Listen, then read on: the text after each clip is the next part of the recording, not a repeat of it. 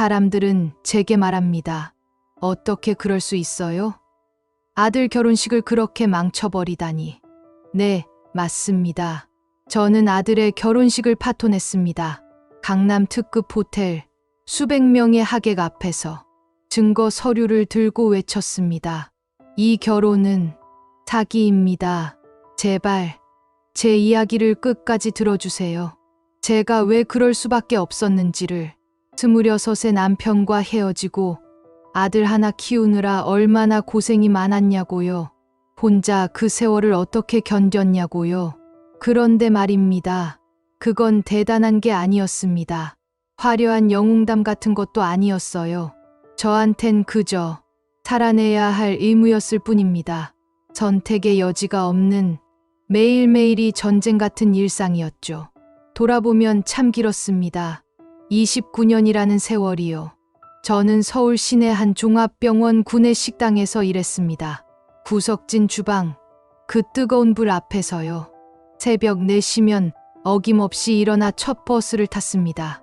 아직 어둠이 가시지 않은 거리를 지나 식당에 도착하면 제일 먼저 하는 일이 큰 솥에 쌀을 씻는 거였어요. 찬물에 손을 담그면 겨울엔 손목이 시려서 감각이 없어질 지경이었습니다. 여름엔 또 여름대로 불 앞에서 하루 종일 서 있으면 다리가 퉁퉁 부어올랐죠. 하루에 몇백 명분의 밥을 짓는지 세어본 적도 없습니다. 그저 쉴 새 없이 밥을 안 치고 국을 끓이고 반찬을 담았습니다. 그 뜨거운 김이 모락모락 피어오를 때마다 저는 생각했습니다. 이 밥의 따뜻한 김이 우리 민준이의 미래가 되기를, 이 고된 노동이 민준이 가슴의 가난 때문에 기죽는 일 없도록 단단한 갑옷이 되기를. 그렇게 번 돈으로 아들 민준이의 학원비를 댔습니다. 낡아빠진 교복도 새 교복으로 바꿔줬고요. 대학 등록금도 고시원 월세도 하나하나 제 손으로 챙겼습니다. 그 돈이 쌓이고 쌓여서 마침내 민준이는 로스쿨을 거쳐 변호사 시험에 합격했습니다. 합격 발표 나던 날 민준이가 울면서 전화했습니다. 엄마, 나 붙었어. 진짜 붙었어. 그날 저는 식당 뒤편 창고에 숨어서 한참을 울었습니다. 기쁨의 눈물이었는지 안도의 눈물이었는지 지금도 잘 모르겠습니다. 아마 둘 다였겠죠. 남편이 집을 떠나던 날을 아직도 기억합니다. 민준이가 겨우 3살 때였어요. 그날도 겨울이었습니다. 남편은 큰 가방 하나만 들고 대문을 나섰습니다. 뒤도 돌아보지 않고요. 민준이는 창문에 매달려 울면서 아빠를 불렀습니다. 그 작은 손으로 유리창을 두드리면서요. 그 모습을 보는데 제 세상이 무너지는 것 같았습니다. 하지만 저는 주저앉을 수 없었습니다. 쓰러질 수도 없었어요. 아이의 눈빛에 드리운 그 슬픈 그림자를 제가 걷어내야 했으니까요. 그날부터 저는 제 삶을 통째로 민준이에게 갈아 넣기 시작했습니다. 제 인생이라는 건 없었습니다. 오직 민준이 엄마라는 이름뿐이었죠. 주변에서 재혼 이야기가 나올 때도 있었습니다. 식당 사장님이나 동료들이 가끔 좋은 사람 있다고 소개해 주겠다고 했어요. 저는 고개를 저었습니다. 괜찮습니다. 전 민준이만 있으면 돼요. 다른 삶은 상상할 수도 없었습니다. 민준이를 지키는 것, 그것만이 제 삶의 유일한 이유였으니까요. 그렇게 29년이 흘렀습니다. 빈털터리였던 그 시절이 이제는 아득한 옛날 이야기처럼 느껴졌습니다. 민준이는 이제 변호사가 되었고 법률사무소에서 인정받는 젊은 변호사로 자리 잡았습니다. 제게 민준이의 성공은 단순한 자랑거리가 아니었습니다. 제 29년이 헛되지 않았다는 증명이었습니다. 제가 이 험한 인생을 제대로 살아냈다는 유일한 증명이었죠.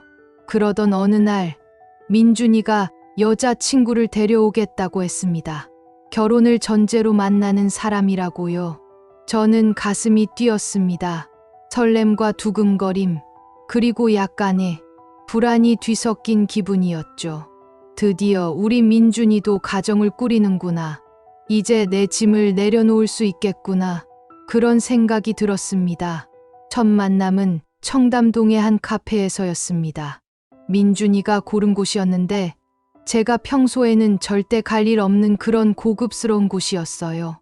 커피 한 잔에 10,000원이 넘는 그런데 말입니다. 저는 며칠 전부터 옷을 골랐습니다. 옷장에서 가장 깨끗하고 단정한 옷을 꺼내 다렸어요. 머리도 미용실 가서 단정하게 손질했고요. 거울을 보니 낯선 제 얼굴이 보였습니다. 언제 이렇게 늙었나 싶더라고요.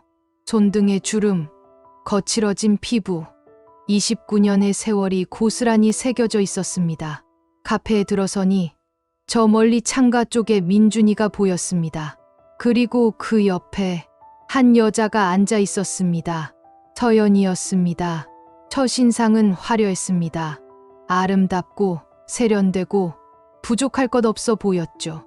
깔끔한 정장 차림에 긴 생머리, 환하게 웃는 얼굴. 민준이가 정신없이 깊이 빠질 만한 그런 화려함이었습니다. 저는 떨리는 마음으로 다가갔습니다. 어머니, 안녕하세요. 박서연입니다. 서연이는 자리에서 일어나 정중하게 인사했습니다. 목소리도 곱고 말투도 공손했어요. 저는 얼른 그녀의 손을 잡았습니다. 아이고, 그래요. 만나서 반가워요. 우리 민준이가 얼마나 자랑을 하던지. 그런데 말입니다. 그 순간 저는 묘한 감각을 느꼈습니다. 서연이의 손은 부드럽고 따뜻했습니다. 하지만 그녀의 눈빛은 어딘가 차가웠어요. 겉으로는 환하게 웃고 있었지만 눈은 웃지 않는 그런 느낌이었달까요? 마치 저를 평가하듯 위아래로 훑어보는 듯한 시선. 이 사람이 내 미래 시어머니구나 하고 확인하는 그런 눈빛이었습니다. 저는 애써 그 느낌을 무시하려 했습니다. 첫 만남이니까 긴장한 거겠지. 나도 떨리는데 저 아이도 떨리겠지. 그렇게 스스로를 달랬습니다. 대화는 무난하게 흘러갔습니다. 서연이는 명문대 경영학과를 나왔고 지금은 대기업 마케팅팀에서 일한다고 했습니다. 부모님은 강남에서 사업을 하신다고 했고요. 어머니, 민준 씨한테 정말 많이 배워요. 똑똑하고 성실하고 이런 사람 처음 만났어요. 서원이는 민준이를 칭찬했습니다. 그런데 이상했습니다. 칭찬을 하면서도 어딘가 계산적인 느낌이 들었어요. 진심으로 좋아한다기보다는 민준이의 스펙을 좋아하는 것 같은 그런 느낌. 어머니는 어떤 일 하세요? 서연이가 물었습니다. 저는 잠깐 망설였습니다. 저는 병원 구내 식당에서 일해요. 29년째 하고 있지요. 그 순간 서연이의 표정이 미묘하게 변했습니다. 아주 짧은 순간이었지만 저는 놓치지 않았습니다. 눈썹이 살짝 올라가고 입꼬리가 굳어지는 그 표정을요. 아, 그러시구나. 오랫동안 일하셨네요. 그리고는 곧바로 환한 미소를 지으며 화제를 돌렸습니다. 하지만 저는 느꼈습니다. 그 짧은 순간의 표정 변화를 이 정도 수준인가 하는 그런 실망 섞인 눈빛을요. 민준이는 그런 걸 전혀 눈치채지 못했습니다. 서연이 옆에서 행복하게 웃고 있었죠. 카페를 나올 때 서연이가 제 팔을 살짝 잡으며 말했습니다. 어머니, 앞으로 자주 뵐게요. 잘 부탁드려요. 공손하고 깍듯하고 예의 바른 며느리감. 겉으로 보기엔 완벽했습니다. 하지만 저는 알 수 있었습니다. 그녀의 말과 눈빛 사이에 보이지 않는 유리벽이 있다는 걸요. 저 아이는 저 같은 사람을 자기 세계에 들일 생각이 없구나. 그런 예감이 가슴 한편에 차갑게 자리 잡았습니다. 집으로 돌아오는 길, 민준이가 신이 나서 물었습니다. 엄마, 서연이 어때? 괜찮지? 정말 좋은 사람이야. 엄마. 저는 고개를 끄덕였습니다. 그래, 좋은 아이 같구나. 하지만 제 마음 한구석에는 지울 수 없는 불안이 자리 잡고 있었습니다. 혹시 내가 너무 예민한 걸까? 첫 만남에 너무 깊이 생각하는 걸까? 그렇게 스스로를 다독이려 했습니다. 하지만 그 불안은 앞으로 일어날 일들의 작은 예고편이었습니다. 29년 동안 아들을 지켜온 어미의 본능이 경고음을 울리기 시작한 것이었죠. 상견례 날짜가 잡혔습니다. 서연이네 집안에서 예식장 안에 있는 고급 레스토랑을 예약했다고 했어요. 저는 그 이야기를 듣고 가슴이 철렁했습니다. 평생 그런 곳에 가본 적이 없었거든요. 민준이가 걱정하는 제 눈치를 보며 말했습니다. 엄마, 괜찮아. 그냥 밥 먹으면서 인사하는 자리야. 부담 갖지 마. 하지만 부담을 안 가질 수가 없었습니다. 저는 며칠 동안 고민했어요. 빈손으로 갈 수는 없잖아요. 그렇다고 비싼 선물을 살 형편도 안 되고. 그러다 문득 생각이 났습니다. 그래, 내가 할 수 있는 걸 하자. 저는 전통 호박떡 케이크를 만들기로 했습니다. 예전에 민준이가 어렸을 때 생일마다 만들어주던 거였어요. 호박을 직접 쪄서 으깨고 찹쌀가루 반죽에 섞어서. 정말 손이 많이 가는 음식이지만 민준이가 그렇게 좋아하던 거였습니다. 새 가족이 되는 아이들에게 우리 가족의 정을 보여줘야지. 언제나 끈끈하고 화목하게 잘 살라는 의미야. 호박처럼 속이 꽉 찬 그런 행복한 가정을 이루라는 뜻이지. 그런 마음으로 상견례 전날 밤 저는 부엌에 섰습니다. 밤 10시부터 시작했어요. 찜기에서 김이 모락모락 피어오를 때까지 지켜봤습니다. 새벽 2시가 넘어서야 떡이 다 쪄졌어요. 비록 화려하진 않지만 제 정성이 가득 담긴 선물이었으니까요. 상견례 당일 저는 아침 일찍 일어나 옷을 갈아입었습니다. 백화점에서 산 새 옷이었어요.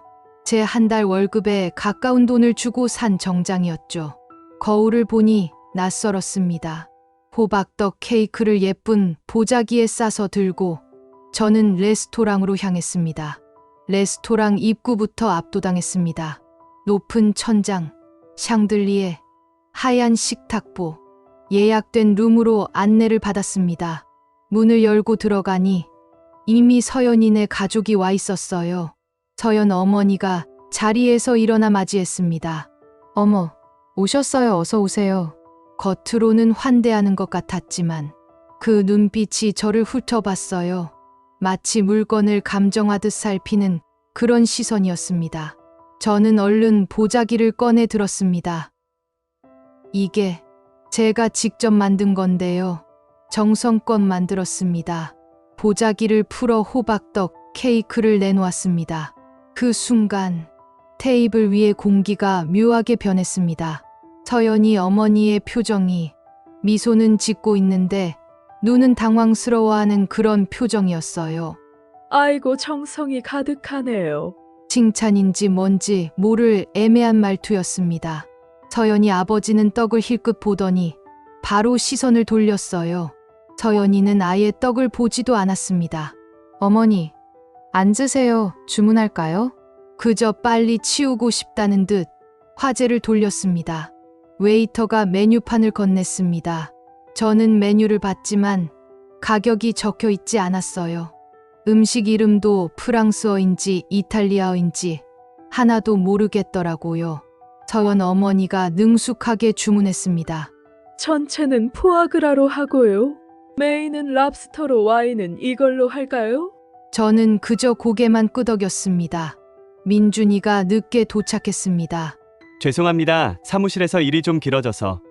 괜찮아요, 민준 씨. 일이 바쁘신 건 당연하죠. 서연 어머니는 민준이에게는 한없이 다정했습니다. 자리에 앉은 민준이가 테이블을 보더니 제 떡을 발견했어요. 우와, 이거 엄마가 만든 호박떡 케이크네. 어렸을 때 생일마다 해주시던 거예요. 민준이는 반가워했습니다. 하지만 서연이가 끼어들었어요. 저희는 이런 건 잘 안 먹어요. 민준 씨? 부드럽게 말했지만 그 한마디가 제 가슴을 찔렀습니다. 이런 건이라는 표현. 마치 제 떡이 먹을 수 없는 무언가인 것처럼 들렸어요. 아, 그래도 어머니가 직접 만드신 건데. 민준이가 변호하려 했지만 서연 어머니가 말을 이었습니다. 요즘은 다들 케이터링 업체에서 하는 프랑스 디저트 같은 걸 선호하거든요. 정성은 고마운데 그 뒤에 숨은 말이 들리는 것 같았습니다. 하지만 수준이 맞지 않는다는 그 말이요. 결국 제가 새벽까지 만든 호박떡 케이크는 테이블 구석으로 밀려났습니다. 그리고 웨이터가 가져온 화려한 마카롱 타워가 테이블 중앙을 차지했어요. 제가 준비한 거예요. 프랑스에서 공수한 마카롱인데 하나에 10,000원 정도 하는 거예요. 서연이가 자랑스럽게 말했습니다. 저는 그 알록달록한 마카롱을 바라봤습니다. 하나에 10,000원. 제 호박떡 케이크 전체를 만드는데 든 재료비보다 비싼 과자였습니다. 밥을 먹는 내내 저는 소외감을 느꼈습니다. 대화 주제는 제가 전혀 모르는 것들이었어요. 골프 이야기, 해외여행 이야기, 부동산 투자 이야기. 서연 아버지가 물었습니다. 사부인은 어디 사세요? 구로구에 작은 아파트가 있습니다. 아, 구로 거기도 요즘 재개발 들어온다던데. 그리고는 더 이상 관심을 보이지 않았습니다. 서연 어머니가 물었습니다. 사부인 병원 식당에서 일하신다고 했죠? 힘드시겠어요. 네, 29년째 하다 보니 익숙합니다. 29년이나 대단하시네요. 아, 물론 봉사도 중요하지만요. 봉사. 그 단어가 귀에 못이 박히듯 꽂혔습니다. 제 29년 세월이 제가 피와 땀으로 아들을 키운 그 고된 노동이 봉사라는 가벼운 단어로 치환되는 순간이었습니다. 저는 억지로 미소를 지었습니다. 네. 그렇죠. 민준이는 아무것도 눈치채지 못했습니다. 서연이 옆에서 행복하게 웃고 있었죠. 식사가 끝나고 서연 아버지가 말했습니다. 그럼 이제 예단이랑 혼수 이야기를 좀 해야겠네요. 제 등에 식은 땀이 흘렀습니다. 저희 집안 전통이 있어서 말이죠. 예단은 금부치로 최소 5돈은 해야 하고 혼수는 양가가 반반 부담하되 신부 쪽이 가구랑 가전을 신랑 쪽이 예물이랑 예단을 준비하는 거예요. 5돈. 저는 속으로 계산했습니다. 요즘 금 시세로 400만 원은 좋게 넘을 것 같았어요. 저희 서연이가 명품 시계를 원하더라고요. 요즘 신부들은 다 그런 거 받잖아요. 1,000만 원대 정도면 되려나? 서연 어머니가 웃으며 말했습니다. 금의 시계까지. 제 머릿속이 하얘졌습니다. 제가 29년 동안 모은 돈을 다 털어도 모자랄 것 같았어요. 아, 그리고 결혼식은 강남 5성급 호텔에서 하면 좋겠어요. 민준 씨 위상도 있고 저희 하객들도 그 정도는 기대하시거든요. 위상, 기대, 그 모든 단어들이 제게는 무거운 짐으로 다가왔습니다. 민준이가 제 눈치를 보며 말했습니다. 어머니, 괜찮으세요? 저는 고개를 끄덕였습니다. 그래, 걱정 마라. 엄마가 알아서 할게. 하지만 제 마음속은 무너지고 있었습니다. 집으로 돌아오는 길, 민준이는 신이 나서 결혼 이야기를 했지만 저는 대답도 제대로 못했어요. 머릿속이 복잡했습니다. 내가 어떻게 저 돈을 마련하지? 은행 대출을 받아야 하나? 내 나이에 대출을 받으면 언제 갚지? 하지만 가장 마음 아픈 건 따로 있었습니다. 상견례 내내 느꼈던 그 서늘한 시선들. 저를 동등한 사돈으로 대하는 게 아니라 마치 민준이를 키워낸 보조 역할 정도로만 여기는 그런 태도였어요. 특히 서연이 겉으로는 공손했지만 그 안에는 분명한 선이 그어져 있었습니다. 당신은 우리 수준이 아니니 조용히 뒤에 있으세요. 그런 무언의 메시지가 느껴졌어요. 그날 밤 저는 구석에 놓인 호박떡 케이크를 다시 싸왔습니다. 아무도 손도 대지 않은 채로요. 집에서 혼자 그 떡을 먹으면서 눈물이 났습니다. 제 정성이, 제 마음이 그렇게 쉽게 무시당한 게 서러웠습니다. 그 후로 결혼 준비는 빠르게 진행되었습니다. 서연이는 자주 연락을 했어요. 물론 민준이한테요. 저한테는 가끔 안부 문자 정도만 보냈습니다. 어머니, 혼수 준비는 잘 되고 계세요? 그런 확인 문자였어요. 저는 은행을 찾아다녔습니다. 제 통장 잔고를 확인하고 정기 예금을 해지하고 그래도 모자라서 결국 대출 상담을 받았습니다. 어머니 연세가 대출 한도가 많지 않으신데요. 은행원이 조심스럽게 말했습니다. 그래도 필요합니다. 아들 결혼인데 저는 간신히 대출 승인을 받았습니다. 이자율이 높았지만 선택의 여지가 없었어요. 서류에 도장을 찍는 순간 손이 떨렸습니다. 내가 이 빚을 언제 다 갚지? 병원 식당에서 몇 년을 더 일해야 하나? 하지만 어쩔 수 없었습니다. 아들의 결혼인데 제가 초라하게 만들 수는 없었으니까요. 예물을 사러 갔을 때도 서연이 어머니가 동행했습니다. 이 정도는 해야죠. 요즘 신부들 다 이런 거 받아요. 다이아몬드 반지, 명품 시계, 가격표를 볼 때마다 현기증이 났습니다. 민준 씨 체면이 걸린 문제잖아요. 서연이가 말했습니다. 민준이 체면. 그 말에 저는 아무 반박도 할 수 없었습니다. 그러던 어느 날 민준이와 서연이가 함께 저희 집에 온 날이었어요. 저녁을 해주겠다고 했더니 서연이가 웃으며 말했습니다. 어머니, 그냥 편하게 배달시켜 먹어요. 아니야, 집밥이 맛있는데. 민준이가 끼어들었지만 서연이는 이미 배달 앱을 열고 있었습니다. 저는 부엌에 들어가 물을 마셨어요. 그때 거실에서 두 사람의 대화가 들렸습니다. 민준 씨, 결혼하면 우리 자산 관리 좀 제대로 해야겠어요. 자산 관리? 내 통장 합치고 재테크도 하고 저희 아버지가 좋은 투자처 알려주신대요. 응, 그래. 결혼하면 그렇게 해야지. 민준이는 대수롭지 않게 대답했습니다. 하지만 저는 가슴이 철렁했어요. 결혼도 하기 전에 자산 이야기를 꺼낸다고? 투자처를 알려준다고? 뭔가 석연치 않았습니다. 저는 부엌에서 나와 애써 밝게 웃으며 물었습니다. 무슨 이야기하니? 아, 별거 아니에요. 어머니 결혼 준비 이야기요. 서원이는 자연스럽게 화제를 돌렸습니다. 하지만 그날 이후로 저는 서연이를 유심히 관찰하기 시작했습니다. 뭔가 불안했어요. 첫 만남에서 느꼈던 그 차가운 시선, 상견례에서의 모욕, 과도한 혼수 요구, 그리고 이제 자산 관리 이야기까지. 모든 게 자연스럽게 이어지는 것처럼 보이지만 어딘가 계산된 느낌이 들었습니다. 내가 너무 예민한 걸까? 아들의 행복한 결혼을 질투하는 걸까? 저는 스스로를 의심했습니다. 하지만 29년간 아들을 키우며 갈고 닦은 어미의 본능이 계속해서 경고음을 울렸습니다. 뭔가 잘못되고 있어. 이 결혼에는 내가 모르는 무언가가 숨어 있어. 그런 불안이 가슴속 깊이 자리 잡았습니다. 결혼식까지 일주일이 남았습니다. 저는 대출금으로 예단과 예물을 준비했고 혼수품 리스트를 확인하느라 정신이 없었어요. 밤마다 잠을 설쳤습니다. 빚을 언제 다 갚을지, 몇 년을 더 일해야 할지. 하지만 그런 걱정보다 더 큰 불안이 있었습니다. 서연이에 대한 그 찝찝한 느낌이 날이 갈수록 커지고 있었거든요.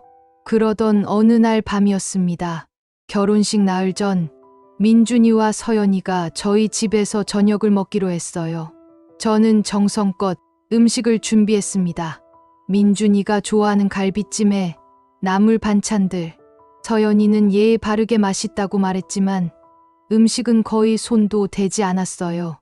식사 후 서연이의 휴대폰이 울렸습니다. 서연이는 전화를 받으러 현관 쪽으로 나갔고 민준이는 화장실에 갔어요. 저는 혼자 설거지를 하러 부엌으로 갔습니다.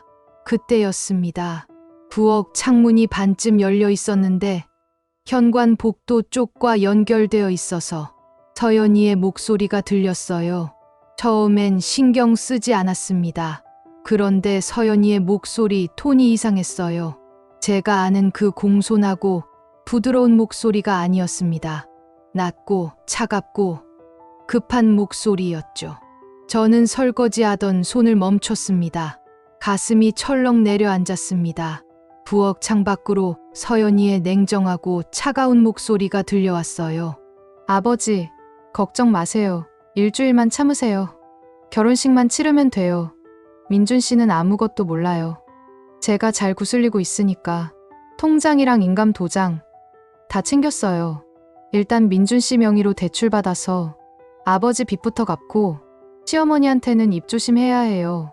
자꾸 의심하는 눈빛으로 쳐다본다고요. 일주일만 참아요.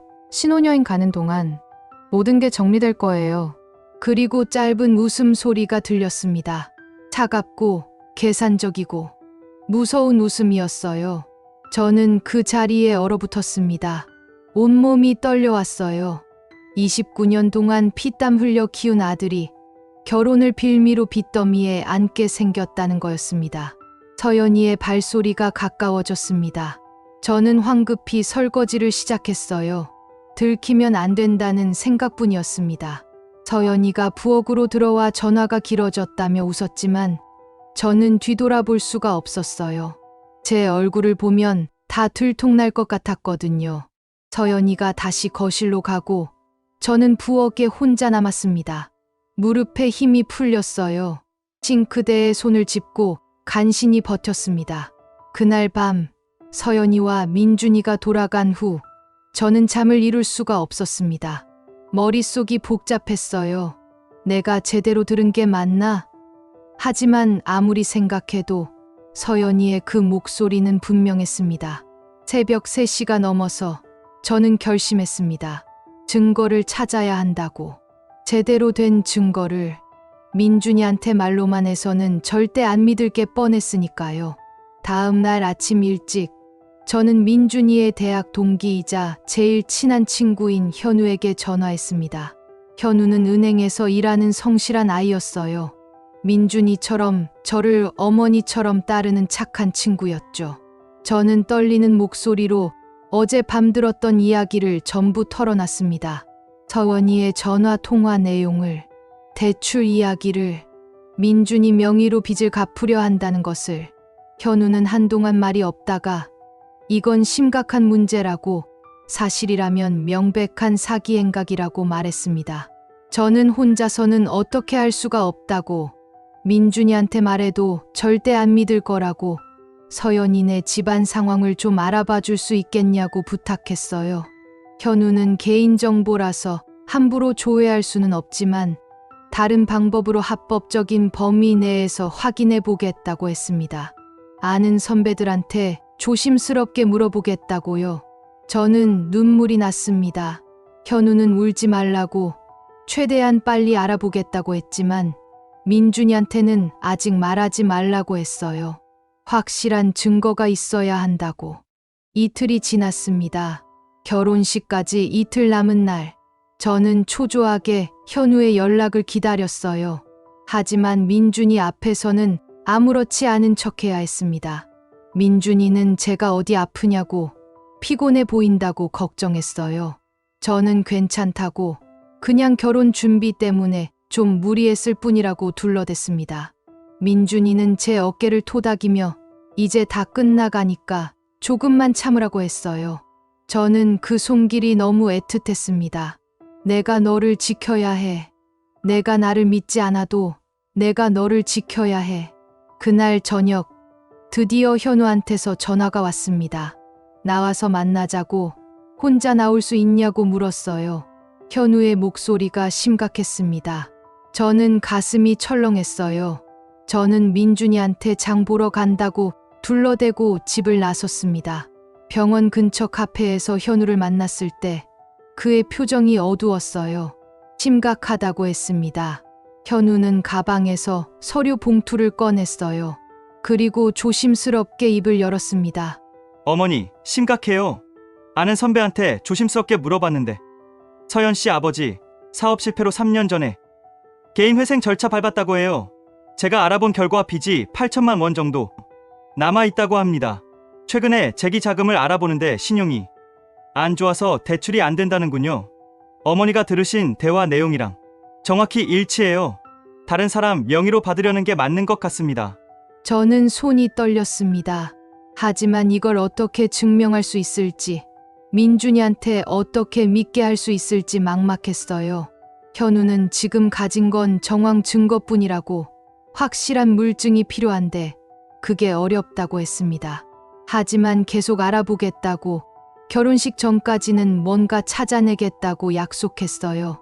저는 결심했습니다. 말해야 한다고. 지금이라도 말해야 한다고. 집으로 돌아왔을 때 민준이가 거실에서 서류를 보고 있었어요. 저는 민준이 앞에 앉았습니다. 심호흡을 하고 떨리는 목소리로 말을 시작했어요. 엄마가 할 말이 있다고. 사흘 전에 우연히 들은 게 있다고. 저는 그날 밤 들었던 모든 이야기를 했습니다. 서연이가 전화 통화하던 내용, 대출 이야기, 민준이 명의로 빚을 갚으려 한다는 것, 현우가 알아본 서연이 아버지의 부채 이야기까지. 현우한테서 받은 서류를 내밀었습니다.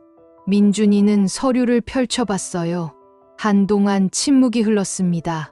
그리고 민준이의 목소리가 차갑게 식어 있었습니다. 지금 무슨 말을 하는 거예요, 엄마? 이게 무슨 증거예요? 개인 회생 기록이 뭐가 잘못된 건데요? 사업하다 보면 실패할 수도 있는 거죠. 그리고 엄마가 들었다는 그 전화 통화, 엄마가 잘못 들었거나 오해한 걸 수 있잖아요. 저는 민준이를 설득하려 했지만 민준이는 목소리를 높였어요. 엄마는 지금 서연이를 사기꾼으로 몰아가고 있다고, 아무 증거도 없이 그러는 거라고. 그리고 마침내 민준이가 내뱉은 그 비수 같은 말. 혹시 엄마가 서연이를 질투하는 거 아니에요? 엄마 평생 나만 보고 살았잖아. 이제 내가 결혼해서 다른 여자를 더 사랑하게 되니까 그게 싫은 거 아니에요? 저는 눈물이 났습니다. 어떻게 엄마한테 그런 말을 하냐고 물었지만 민준이는 멈추지 않았어요. 결혼 이틀 앞두고 이런 말을 하다니. 엄마가 내 인생을 망치려고 하는 거예요? 현우한테는 왜 이런 짓을 시켰어요? 개인정보를 캐내는 건 불법이에요. 그리고 마침내 민준이가 소리쳤습니다. 나가세요, 엄마! 지금 당장! 저는 자리에서 일어났어요. 다리에 힘이 없었지만 간신히 방으로 들어갔습니다. 문을 닫고 저는 주저앉아 울었습니다.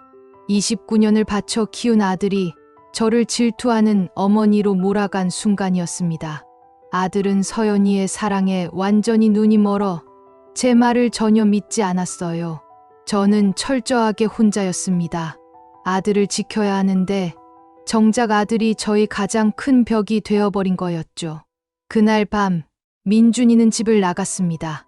서연이한테 간 것 같았어요. 저는 홀로 어두운 방에 앉아 있었습니다. 내가 어떻게 해야 하지? 증거를 더 모아야 하나? 하지만 결혼식까지 이틀밖에 안 남았는데 현우한테서 문자가 왔습니다. 민준이한테 말했냐고. 방금 민준이한테 전화 왔는데 엄청 화나 있더라고 했어요. 저는 답장을 보냈습니다. 그렇다고. 하지만 안 믿는다고. 증거가 부족한가 보다고. 현우는 더 알아보겠다고. 확실한 증거를 찾아내겠다고. 포기하지 말라고 했습니다. 포기하지 말라고. 하지만 저는 이미 지쳐 있었습니다. 아들의 차가운 눈빛이 자꾸만 떠올랐어요. 질투하는 거 아니냐던 그 말. 내 인생을 망치려고 하냐던 그 말. 그 말들이 제 가슴에 깊은 상처를 남겼습니다. 하지만 저는 알았습니다. 포기할 수 없다는 것을. 아들이 저를 믿지 않아도 저는 아들을 지켜야 한다는 것을. 그것이 어머니의 의무니까요. 결혼식 하루 전, 저는 하루 종일 혼수품을 정리했습니다. 이불, 수건, 그릇. 서연이가 요구한 리스트대로 하나하나 체크했어요. 손이 떨렸지만 계속 움직여야 했습니다. 멈추면 무너질 것 같았거든요. 민준이는 사흘 전 그날 이후로 집에 오지 않았습니다. 전화도 받지 않았어요. 문자만 몇 통 보냈을 뿐이었죠. 내일 결혼식 때 보자는 차갑고 간결한 문장뿐이었습니다. 저는 아들에게 버림받은 기분이었어요. 오후 늦게 현우한테서 전화가 왔습니다. 어머니, 드디어 찾았어요. 결정적인 증거요. 현우의 목소리가 떨려 있었습니다. 서연 씨 아버지가 민준이한테 투자 권유했던 사업계획서를 구했어요. 그리고 서연 씨가 은행에 대출 상담받으면서 남긴 기록도요. 전부 민준이 명의로 진행하려던 흔적이 명확해요. 저는 가슴이 뛰었습니다. 어머니, 이 서류들 오늘 밤 택배로 보낼게요. 내일 아침 일찍 도착할 거예요. 이거면 민준이도 믿을 수밖에 없어요. 현우의 목소리에 확신이 담겨 있었습니다. 저는 눈물이 났어요. 고맙다는 말밖에 할 수 없었습니다. 하지만 저는 알고 있었어요. 이 증거를 민준이한테 보여주는 순간 아들의 세상이 무너질 거라는 것을요. 사랑이라고 믿었던 모든 게 거짓이었다는 걸 알게 되는 순간 아들이 얼마나 아파할지 그래도 해야 했습니다. 지금의 고통이 평생의 불행보다는 나으니까요. 저녁 무렵 초인종이 울렸습니다. 문을 열었더니 서연이가 서 있었어요. 혼자였습니다. 민준이는 없었죠. 어머니, 잠깐 들어가도 될까요? 서연이는 공손하게 물었지만 그 눈빛은 차가웠습니다. 저는 문을 열어주었어요. 거실에 앉은 서연이는 한동안 저를 바라봤어요. 마치 저를 평가하듯 위아래로 훑어보는 시선이었습니다. 어머니, 내일이면 우리 가족이 되는 거잖아요. 서연이가 입을 열었습니다. 말은 가족이라고 했지만 그 말투에는 온기가 없었어요. 그래서 미리 말씀드리려고 왔어요. 내일 결혼식에 어머니가 오시지 않는 게 좋을 것 같아서요. 저는 귀를 의심했습니다. 뭐라고? 내가 결혼식에 오지 말라고? 무슨 말이니? 제 목소리가 떨려 있었습니다. 서원이는 표정 하나 변하지 않고 말을 이었어요. 민준 씨한테 들었어요. 어머니가 저희 집안을 조사하셨다면서요. 개인 회생 기록을 캐내고 친구까지 동원해서 뒷조사를 하셨다고요. 아, 민준이가 서연이한테 다 말했구나. 저는 순간 온몸이 차갑게 식어갔습니다. 나는 그게 아니라 어머니, 제가 왜 민준 씨를 선택했는지 아세요? 서연이가 제 말을 끊었습니다. 능력 있고 미래가 밝고 무엇보다 깨끗한 사람이라서요. 그런데 어머니 같은 분이 뒤에 계시면 저희 앞날의 걸림돌이 되실 것 같아요. 걸림돌. 그 단어가 귀에 꽂혔습니다. 어머니가 평생 민준 씨를 위해 희생하신 건 알아요. 근데 그게 이제는 좀 부담스럽거든요.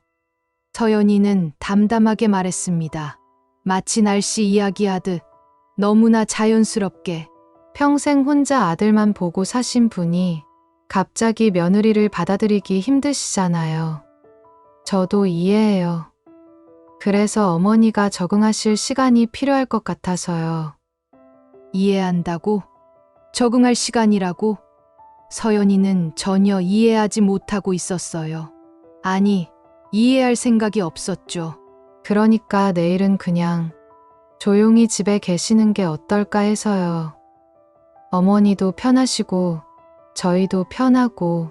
저는 말문이 막혔습니다. 내 아들의 결혼식에 엄마인 내가 오지 말라고? 서연아, 제 목소리가 떨렸습니다. 대체 내가 뭘 잘못했길래? 잘못하신 건 없어요, 어머니.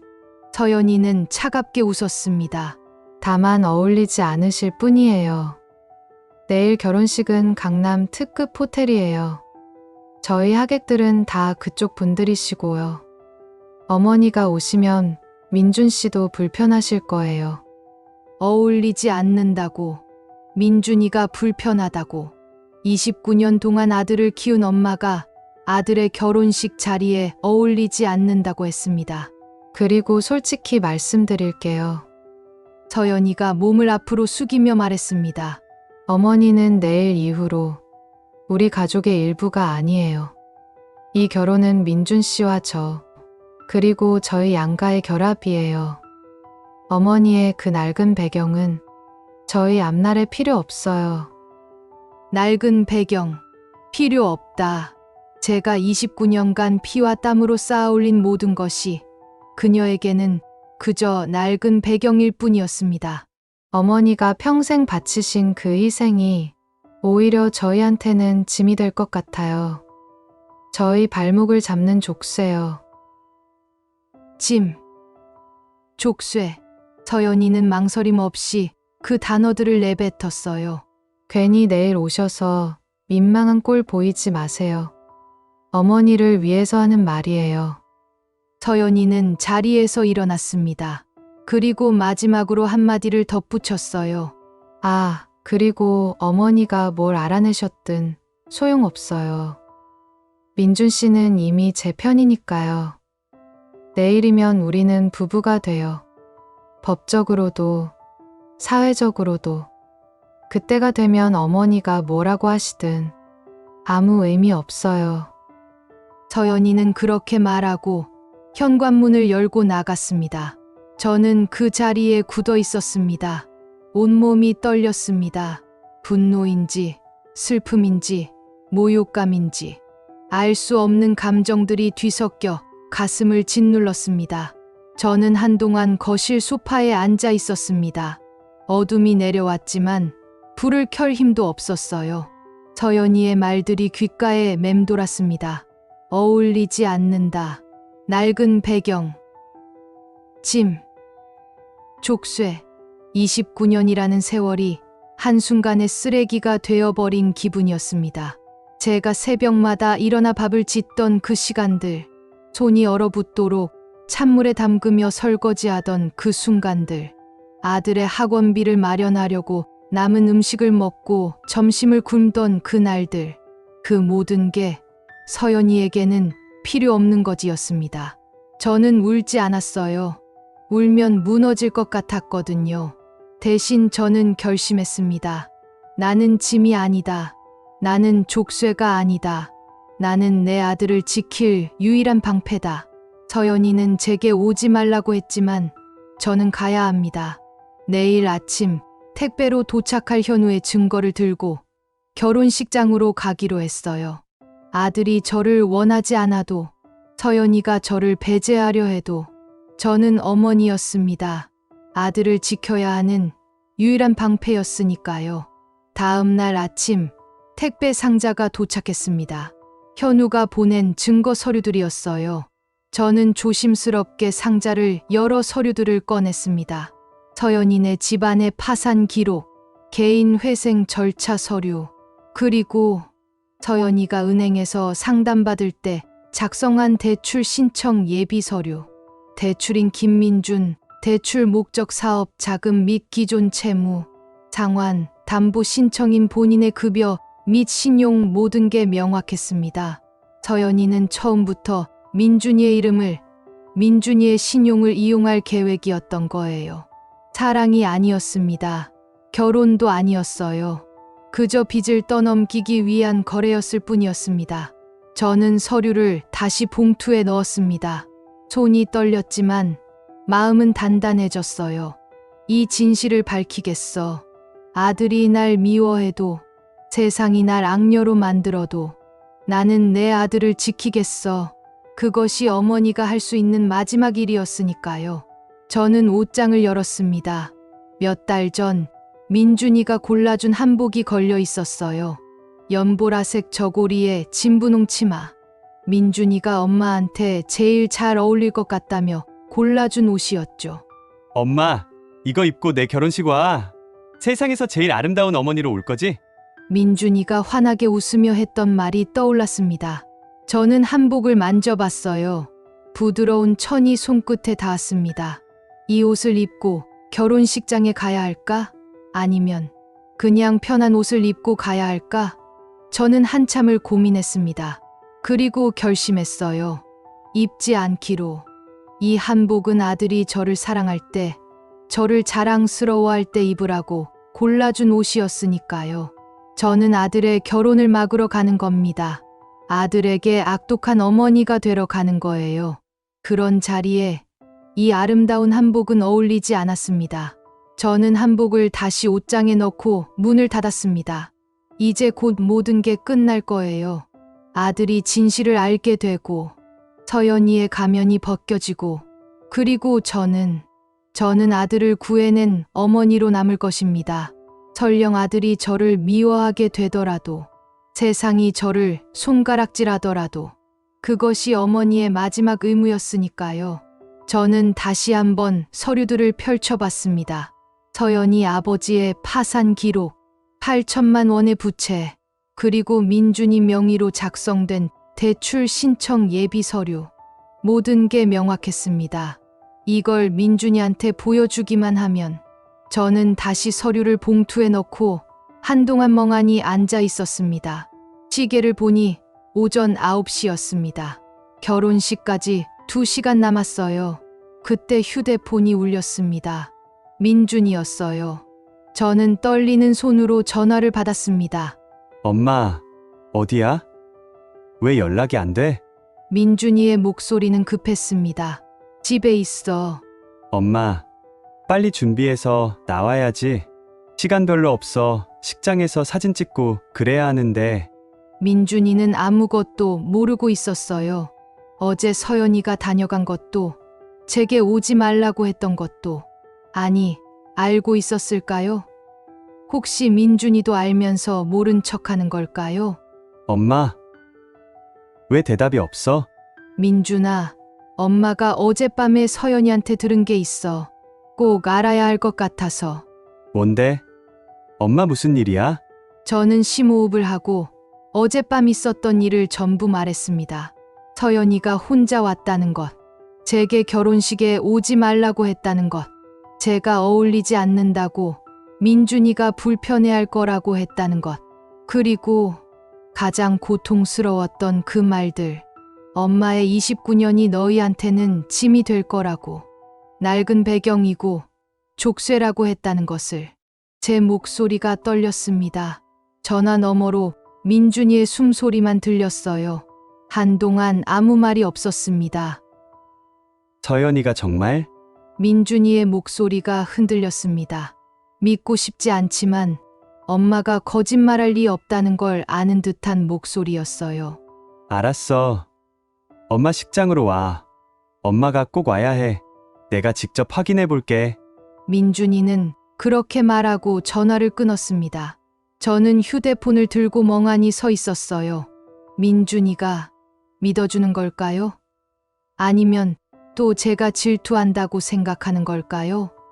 하지만 민준이의 그 목소리, 차가웠지만 분노가 섞인 그 목소리가 뭔가 달랐습니다. 민준이가 이제는 진실을 받아들일 준비가 된 것 같았어요. 저는 욕실로 가서 세수를 했습니다. 거울을 봤어요. 초췌한 얼굴이 비쳤습니다. 눈은 푹 꺼져 있었고 얼굴에는 피로가 가득했어요. 저는 옷장을 열고 평소에 입던 검은색 정장을 꺼냈어요. 깔끔하지만 수수한 옷이었죠. 옷을 입으면서 생각했습니다. 저는 탁자 위에 증거 서류를 다시 봤습니다. 이 서류가 없으면 민준이는 평생 빚더미에 앉을 거예요. 서연이네 가족의 부채를 떠안고 사기꾼의 남편으로 살아갈 거예요. 제가 가지 않으면 누가 이 진실을 민준이한테 알려줄까요? 결국 아들을 구할 수 있는 사람은 어머니인 저밖에 없었습니다. 저는 증거 서류를 가방에 넣었습니다. 그리고 현관문 앞에 섰어요. 손이 문고리에 닿았지만 쉽게 열리지 않았습니다. 나가면 돌이킬 수 없어. 아들의 결혼을 망치는 악독한 엄마가 되는 거야. 두려웠습니다. 하지만 더 두려운 건 아들이 평생 불행해지는 거였어요. 저는 깊게 숨을 들이쉬고 문을 열었습니다. 집을 나서니 아침 공기가 차가웠습니다. 11월의 찬 바람이 얼굴을 스쳤어요. 저는 버스 정류장으로 걸어갔습니다. 평소에 출근할 때 타던 그 버스를 탔어요. 하지만 오늘은 병원이 아니라 강남 쪽으로 가야 했습니다. 버스 안은 한산했습니다.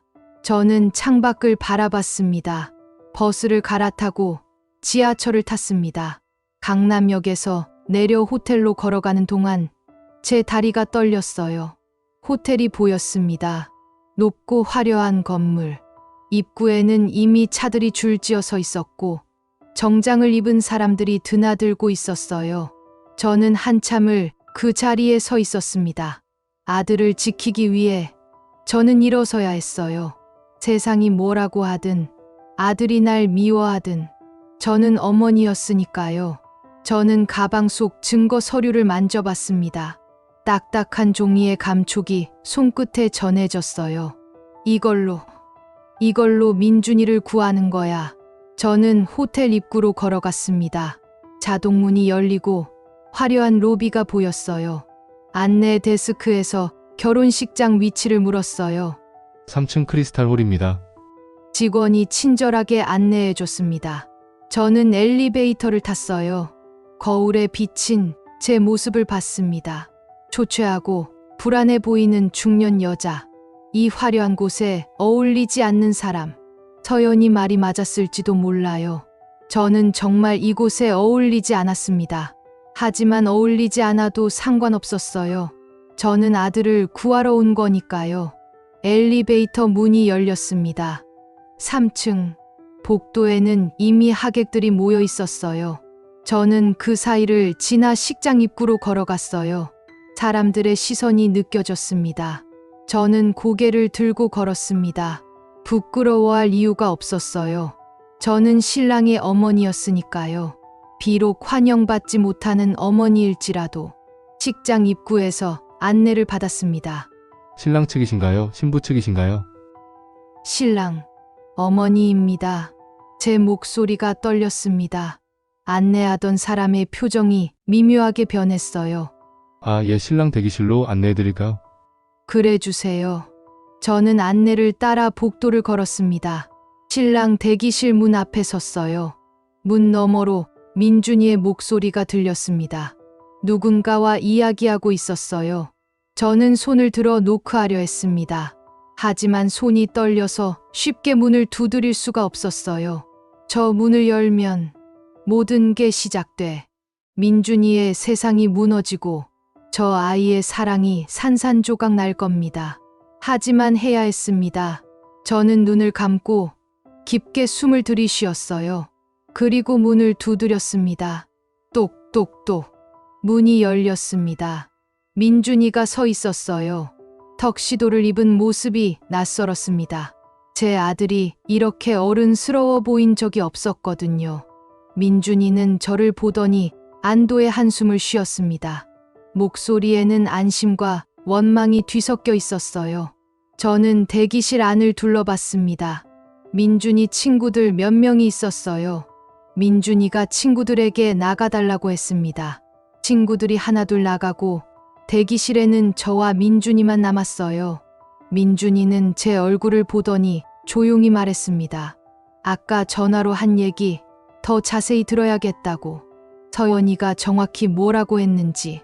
저는 민준이의 눈을 봤어요.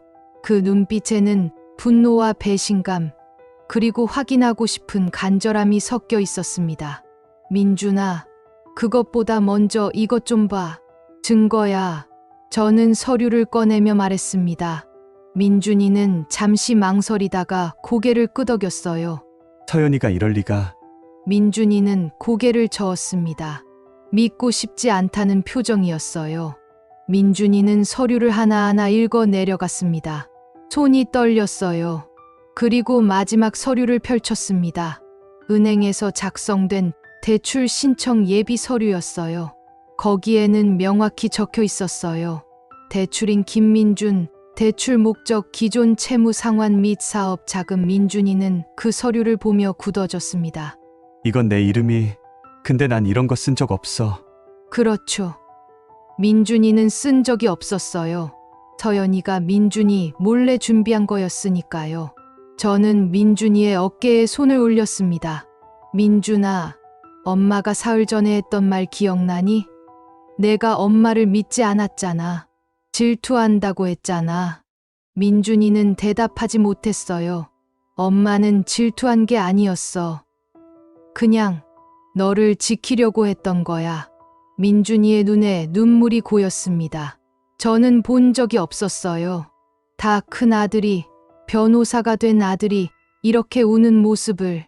민준이는 서류를 움켜쥐고 주저앉았습니다. 나는 정말 사랑한다고 믿었는데.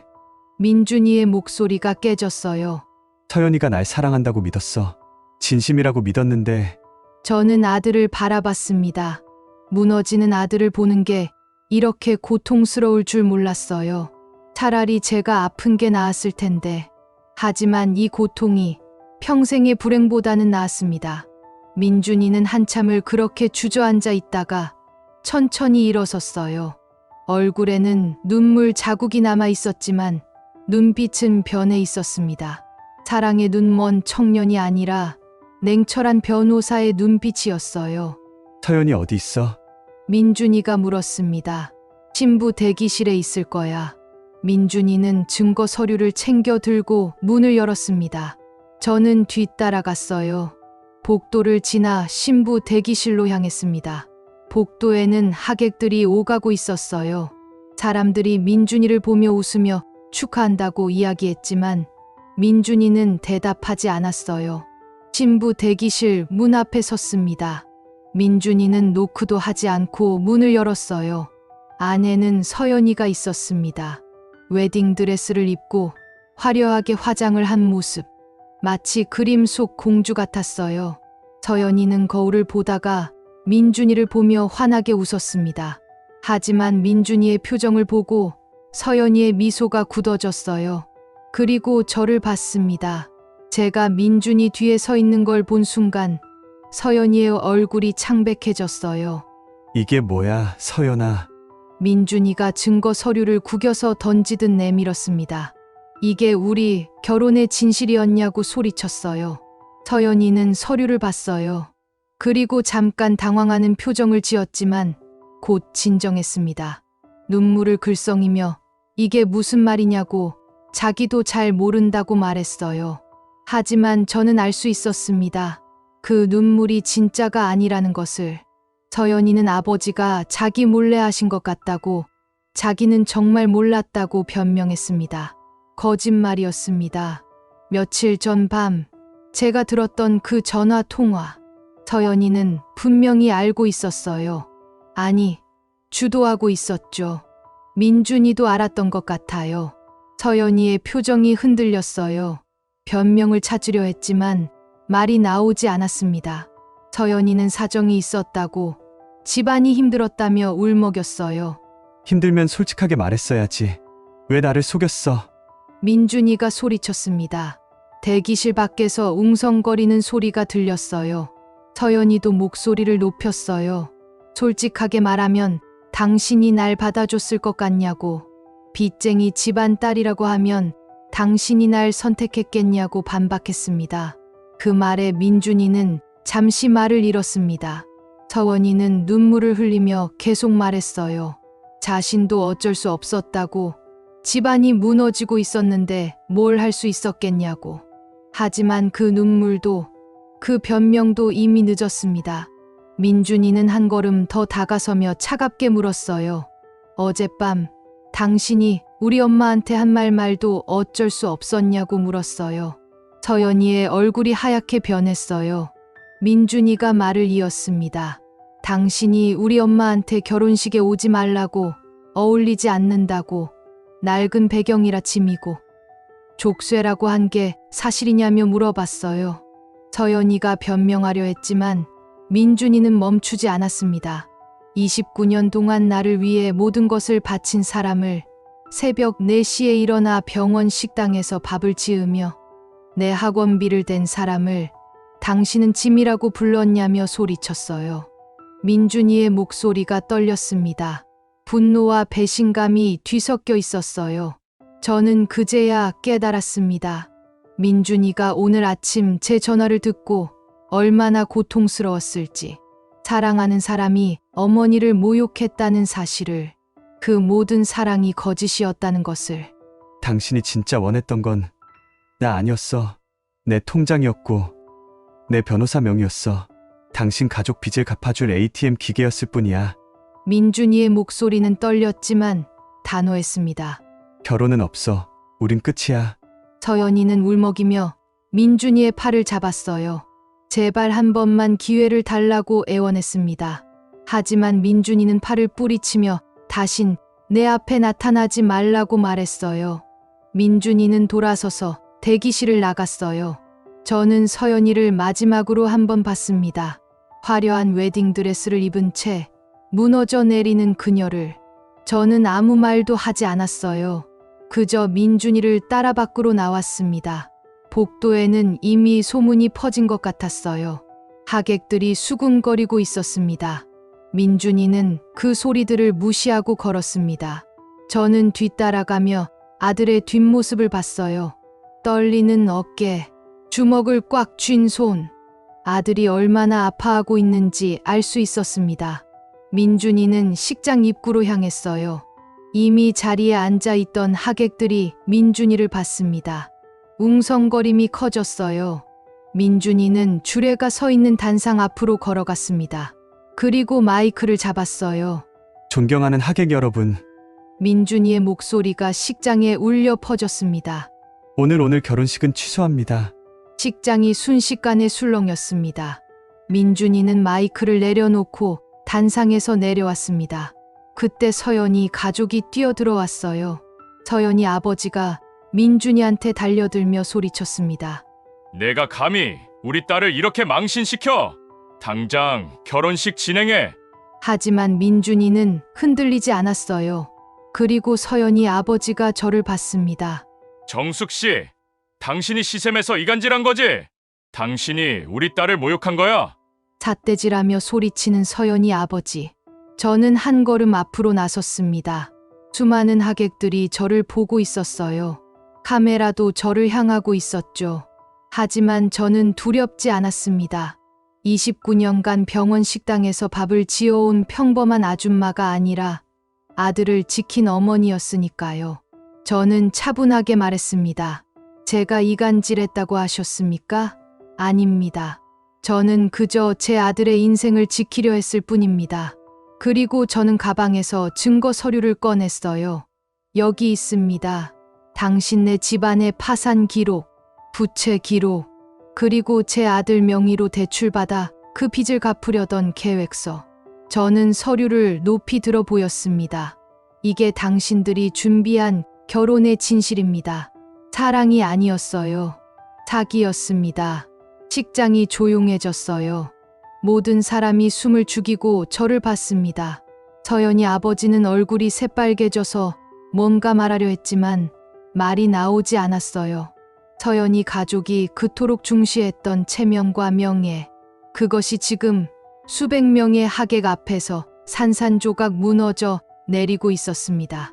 저는 그제야 29년 만에 진정한 해방감을 느꼈습니다. 아들을 지켜냈다는 안도감, 그리고 탐욕을 이겨냈다는 뿌듯함. 민준이가 제 옆으로 왔어요. 그리고 저를 꽉 안아줬습니다. 엄마, 미안해. 정말 미안해.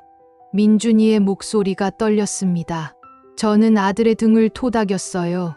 괜찮다. 이제라도 알았으니 되었다. 그것으로 충분했습니다. 결혼식장을 나서는 길, 저는 아들의 손을 꽉 잡았습니다.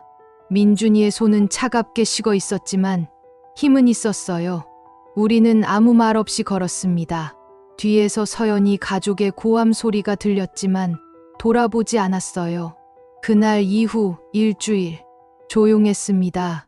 너무 조용해서 오히려 불안했어요. 민준이는 회사에 병가를 냈습니다. 집에서 하루 종일 멍하니 앉아 있거나 방에 틀어박혀 있었죠. 저는 그런 아들을 보며 가슴이 아팠습니다. 하지만 말을 걸지 않았어요. 아들에게 시간이 필요하다는 걸 알았으니까요. 일주일이 지난 어느 날 아침, 등기우편이 도착했습니다. 서연이네 가족으로부터 온 고소장이었어요. 명예훼손과 손해배상 청구, 결혼식을 망쳤으니 5천만 원을 배상하라는 내용이었습니다. 저는 고소장을 읽으며 한숨을 쉬었어요. 제가 무슨 돈으로 5천만 원을 배상하겠어요? 민준이가 방에서 나왔습니다. 제 손에 든 고소장을 봤어요. 엄마, 그거 뭐야? 저는 고소장을 숨기려 했지만 민준이가 빼앗듯 가져갔습니다. 고소장을 읽는 민준이의 표정이 점점 굳어졌어요. 이 사람들이 정말... 민준이의 목소리가 떨렸습니다. 분노였어요. 엄마, 걱정하지 마. 내가 다 해결할게. 그날 오후 민준이는 법률사무소로 출근했습니다. 일주일 만이었어요. 그리고 사흘 후 서연이네 가족에게 맞고소장이 날아갔습니다. 사기 미수, 위계에 의한 재산상 이득 시도, 그리고 정신적 피해에 대한 손해배상 청구. 민준이는 변호사로서의 모든 역량을 동원했습니다. 제가 모아둔 증거 서류들, 현우가 찾아낸 자료들, 은행의 대출 상담 기록들, 모든 것이 명확한 증거가 되었어요. 서연이네 변호사가 찾아왔습니다. 합의를 하고 싶다고 했어요. 하지만 민준이는 거절했습니다. 합의는 없습니다. 법정에서 봅시다. 민준이의 목소리는 차갑고 단호했어요. 한 달이 지났습니다. 서연이네 가족은 결국 고소를 취하했어요. 민준이의 반박과 증거 앞에서 그들이 이길 수 없다는 걸 깨달은 거였죠. 오히려 사기 혐의로 처벌받을 수 있다는 변호사의 조언을 받았다고 했습니다. 서연이 아버지가 직접 전화를 걸어왔습니다. 죄송합니다.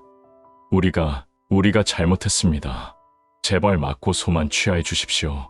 목소리에는 간절함이 묻어 있었어요. 민준이는 한참을 침묵했습니다. 그리고 조용히 말했어요. 취하하겠습니다. 대신 앞으로 저희 가족 앞에 절대 나타나지 마십시오. 그리고 다시는 다른 사람을 속여서 결혼하려는 짓 하지 마십시오. 전화를 끄는 민준이는 한참을 창밖을 바라봤습니다. 저는 아들의 옆에 앉았어요. 괜찮니? 민준이는 고개를 끄덕였습니다. 괜찮아요. 엄마 이제 정말 괜찮아요. 하지만 민준이의 눈에는 아직 상처가 남아 있었어요. 사랑이라고 믿었던 것이 거짓이었다는 배신감. 그 상처는 쉽게 아물지 않을 거였습니다. 그날 이후 민준이는 천천히 일상으로 돌아왔습니다. 처음 몇 달은 힘들었어요. 민준이는 회사 일에만 매달렸습니다. 새벽까지 일하고 주말에도 사무실에 나갔어요. 저는 그런 아들을 보며 가슴이 아팠지만 말을 걸지 않았습니다. 아들에게 시간이 필요하다는 걸 알았으니까요. 가끔 민준이가 집에 와서 저녁을 먹을 때 멍하니 밥을 씹다가 말곤 했어요. 무슨 생각을 하는지 물어보면 그냥 아무것도 아니라고 했습니다. 하지만 저는 알았어요. 민준이가 아직 서연이의 배신에서 벗어나지 못했다는 것을. 반년쯤 지났을까요? 민준이가 조금씩 변하기 시작했습니다. 친구들 만남에도 나가고 주말에는 등산도 다녔어요. 저와 함께 시장도 보러 갔고요. 어느 날 민준이가 말했습니다. 엄마, 괜찮아. 이제 정말 괜찮아졌어. 저는 그제야 안심했어요. 아들이 다시 웃을 수 있게 되었으니까요. 1년이 지나고 2년이 지났습니다. 민준이는 완전히 일상으로 돌아왔어요. 법률사무소에서도 인정받는 변호사가 되었고 가끔은 제게 농담도 던졌습니다. 상처는 아물었지만 흉터는 남았을 거예요. 하지만 그 흉터 덕분에 민준이는 더 강해졌습니다. 진짜 사랑이 무엇인지 알게 되었고 겉모습이 아닌 내면을 보는 법을 배웠으니까요. 그러던 어느 날 민준이가 말했습니다. 엄마, 이번 주말에 소개시켜드릴 사람이 있어요. 저는 깜짝 놀랐어요. 불안했습니다. 엄마, 걱정 마세요. 이번엔 정말 다른 사람이에요. 민준이는 제 걱정을 알아차린 듯 웃었습니다. 주말, 민준이가 데려온 여자는 은지라는 이름의 초등학교 선생님이었어요. 조용하고 수줍음이 많은 아이였습니다. 화려한 옷이나 명품 가방 대신 수수한 원피스를 입고 있었어요. 어머니, 안녕하세요. 최은지라고 합니다. 은지는 90도로 인사했습니다. 목소리도 작고 떨리고 있었어요. 긴장한 게 역력했죠. 저는 그 모습이 정겹게 느껴졌습니다. 서연이처럼 계산적이지 않고 진심으로 떨리는 그 모습이요. 아이고, 그래요. 어서 오세요. 많이 떨리죠? 저는 은지의 손을 잡았어요. 손이 차갑게 식어 있었습니다. 진짜 긴장하고 있었던 거예요. 어머니 뵙는 게 너무 떨려서 어젯밤에 잠도 못 잤어요. 은지는 솔직하게 말했습니다. 저는 은지를 집 안으로 안내했습니다. 은지는 제가 차린 소박한 밥상을 보며 진심으로 맛있다고 했어요. 민준 씨가 어렸을 때는 어떤 아이였어요? 우리 민준이 착했지. 엄마 힘들까봐 항상 조용히 공부만 하던 아이였어요. 은지는 진심으로 귀 기울여 들어줬어요. 어머니 정말 대단하세요. 혼자서 민준 씨를 이렇게 훌륭하게 키우시다니. 은지의 눈에 진심이 담겨 있었습니다. 식사 후 은지가 조심스럽게 물었습니다. 어머니 혹시 제가 부족한 건 없을까요? 무슨 소리니? 넌 참 착한 아이 같은데. 저는 집안도 평범하고 특별한 것도 없어요. 민준 씨 같은 분이랑은 안 어울릴 수도 있는데. 은지는 불안해하고 있었어요. 저는 은지의 손을 잡았습니다. 은지야, 중요한 건 집안도 스펙도 아니야. 진심이지. 내가 우리 민준이를 진심으로 아끼는지 그게 제일 중요한 거야. 은지는 고개를 끄덕였습니다. 저 민준 씨 정말 좋아해요. 처음엔 멋있어서 좋아했는데 알고 보니까 정말 따뜻한 사람이더라고요. 특히 어머니 이야기할 때 눈빛이 달라져요.